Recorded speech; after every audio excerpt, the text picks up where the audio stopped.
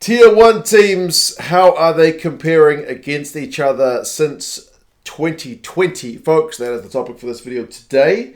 We're going to have a look and see what's the kind of percentage success rate these Tier 1 teams have up against each other. So not including any of the games against Tier 2 teams, but including the British and Irish Lions, because that's more or less a Tier 1 team, isn't it? It's made up of 4 Tier 1 teams. So, yeah, we'll go through them and see which coaches look to be doing well, which coaches maybe need to get those numbers up, and you guys can let me know your thoughts. We do have a Super Brew pool for the Rugby Championship, which is a record that has not yet started.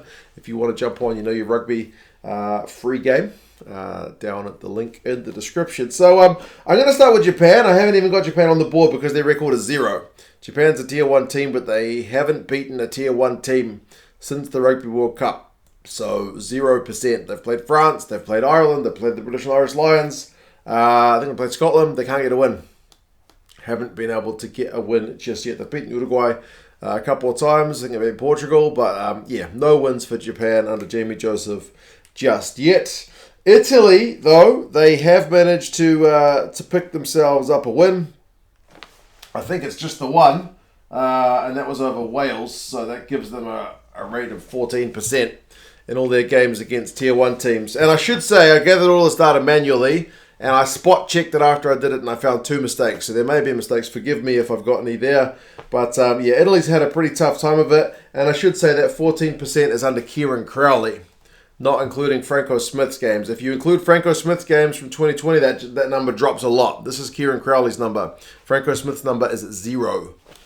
So yeah, that would reduce the overall number way down. This is just Kieran Crowley's set of games. So, yeah, not that happy times for Italy. They got the 1 away win over Wales and then nothing much else doing. But I should say that the margin of their average score has gone up a little bit under Kieran Crowley, and the average points they've been conceding is down. They are still by far, in terms of Tier 1 teams, the lowest scoring and the most points conceding side, but the numbers are edging in the right direction, and they managed to get a win. Argentina is kind of a tricky one because under Mario Ledesma, their record is 20% wins. Under Michael Cheika, he's only had, not 33, 66. 66% wins because he got 2 wins over Scotland and 1 loss. I was going to say 33% losses, but Mario Ledesma's was 20% before he stepped down. But Mario didn't have any home games, so it was a bit of a weird one. With COVID, Argentina just didn't get to travel. So, yeah, take from that what you will. Cheika's numbers is kind of irrelevant because he's only got 3 games in. He's only played 3 home games against Scotland. He's 2 out of 3. The Rugby Championship will be more telling for Cheika, but just know that over the span of the time, it was 20% under Ledesma, and yeah, 2 from 3 so far under Czechs. Now, the coaches who've kind of stayed throughout for Wales, Wayne Pivac's time has been totally up and down. It's either kind of feast or famine with his Wales side, seemingly. Win percentage, if I'm correct, is only 33%. But in that, he does have a Six Nations trophy. So it seems kind of bizarre that a team with a poor winning record, seemingly, has a trophy in there, but they do. There are better sides with better records who don't have any trophies to show for it. So there you go. 33% at home. It's up to 43%. You got to keep in mind that Wales did have guys away on a Lions tour when they played Argentina, so the side was kind of a little bit weakened. They've just come across an away tour to South Africa, who don't lose many games at home, but they did manage to get a win. So, yeah, like I said, it's either really good or not that good with Wayne Pivac. So it seems to be kind of settling into the middle at the moment. We'll have to kind of wait and see. But 33%, certainly he'll want to get those numbers up. For Gregor Townsend in Scotland, he's at 50%. But interestingly, his home record's not that flash. The home record is less than 50%, which I thought was bizarre because in my mind, Scotland's always a team that doesn't travel that well, but it's kind of a bit of a fortress at home. But I mean, I guess they lost to France at home this year. They lost to South Africa last year, so they have dropped. I think they lost a game in like 2020 to England at home. Yeah, they've dropped a few home games, and they can't beat Ireland. That just seems to be the killer for the Scots. They just can't beat Ireland, home or away. But yeah, 50-50 for Gregor Townsend's boys. Yeah, kind of a I mean, I guess that's a decent record. Again, he'd one up those numbers given how long he's been coach as well. Dave Rennie in Australia, he is at 39%. And to be honest, Dave Rennie's numbers are kind of ruined by the fact that they've played the All Blacks so much. With COVID and whatnot, they've played the All Blacks a lot. And their record against the All Blacks under Dave Rennie is poor. They've only won, I think, 2 games. They did get a draw over here very early on, but their record against the All Blacks is generally pretty bad. I think they won at Suncorp. Yeah, they've won at least 1, maybe 2. I can't remember. I did go through all the numbers, but yeah, the record against the All Blacks suffers a lot, unfortunately, for Dave Rennie. So yeah, 39% doesn't seem that great. Home record is 53%, so it kind of shows they're a tougher beast at home. Remember, they did play a French side in 2021, which wasn't travelling with all their big guns, so you could say their numbers are boosted a little bit there. They got a victory of Japan in the build-up, but they do struggle against the All Blacks. And they had a couple of draws against Argentina in 2020 as well, which kind of brings their overall win percentage down. England are actually looking pretty decent under Eddie with 65%. Eddie's numbers are kind of interesting in that his home record is really good. Eddie's home record is at, 82%? So at home, at Twickenham, they're a pretty tough team to break down. I don't think France in this time has managed to get a win at Twickenham just yet. They lost their Autumn Nations Cup final, so they got pretty close. But then again, England hasn't been able to go to France and get a win in the same time either.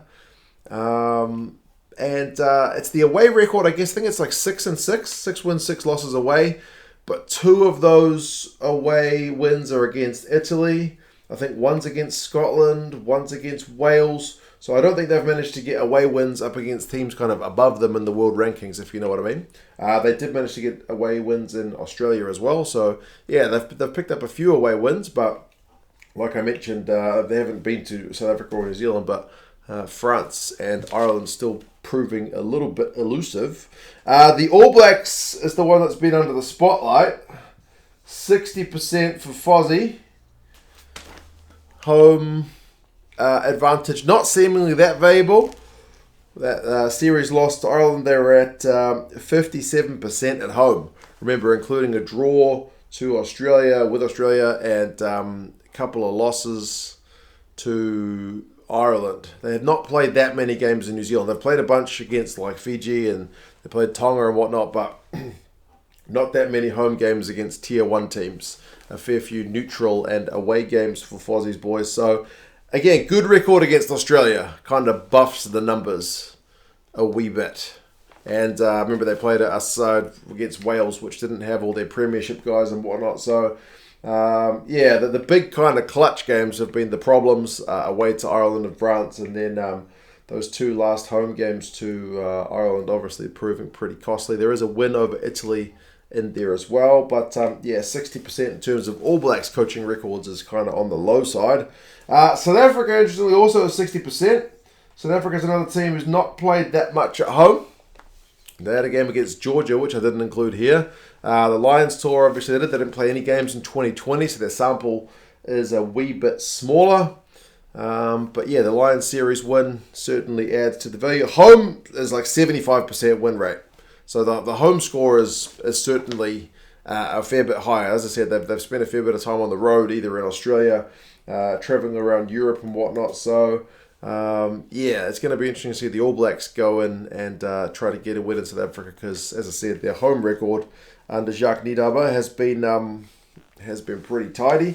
For France, it's maybe the one you're expecting to be the highest, and it is with 77% win rate under Fabien Galtier, and that's despite the fact that he sends a you can say weakened side, not full strength side to Japan, still gets 2 wins, sends a weakened side to Australia last year, gets 1 win and 2 kind of close results. So it's 77%. And as far as I'm aware, it's just the 1 drop game at home. That was to Scotland in, was it 2021? Yeah, man, they're on a pretty good run. They seem to have a fair few teams' numbers. It's only Scotland, I think, they've actually got a negative record against, and I think they're the only team to go to Ireland under Andy Farrell's reign and get a win as well. So, yeah, France have been remarkably good and virtually impossible. Not quite, the Scots have done it, but virtually impossible to beat in France, which with the World Cup in France next year could be pretty ominous. And then Ireland, the number one team in the world, not far behind the French on 72%. Their home winning rate is equally impressive like the French. I think 93% it comes out to with them. I think it's just the one loss at home to France 2021. Otherwise, Ireland have been, as I said, kind of all-conquering. But I forgot to mention trophies. Grand Slam for them, couple of Tri-Nations for the All Blacks under Fozzie. Six Nations for Wales, Six Nations for England. Ireland, I know they've got like a Triple Crown and whatnot. They won that series in New Zealand, but like in terms of trophies, they've not been able to get like a Grand Slam or Six Nations just yet. So that they've still been pretty impressive. Like I mentioned, first away series win in New Zealand. First away win ever in New Zealand, plus the series on top of that, is massive. But yet to beat France, I believe, since Andy Farrell took over. Farrell up against Galtier. I don't think they've managed to beat France. But yeah, the numbers are maybe buffed a little bit. You got Italy wins. They've had a couple of games against Japan, who, as I said, haven't won any games against Tier 1 teams. But still, the numbers seem to, I guess, kind of reflect how our perceptions are of the coaches at the moment. Maybe 60% for Fozzie isn't that bad, but as I said, he's being compared against previous All Blacks coaches who were kind of in like the 80s. Jacques Nienaber, people have been a little bit critical of that guy as well, wanting to get his numbers up, but as I said, they haven't had as many home games as some of the other teams. The Pumas under Cheika is going to be an interesting one to watch as we get them getting more games in. Likewise, the Italians under Kieran Crowley. I know he's been there a bit longer. But yeah, you guys let me know your thoughts. How do you reckon these coaches' records line up? If you want rugby gear, including like that unusual Springboks jersey, which they didn't end up wearing in match because it was maybe a little bit too out there. Love Rugby's got that one. I'll put a link down in the description. Check that one out. It's kind of interesting. But yeah, they're an affiliate of the channel. Always a good shop for rugby gear. I've had heaps of rugby gear from them in the past. You guys have any thoughts? And yeah, I'll talk to you guys again soon. See you later.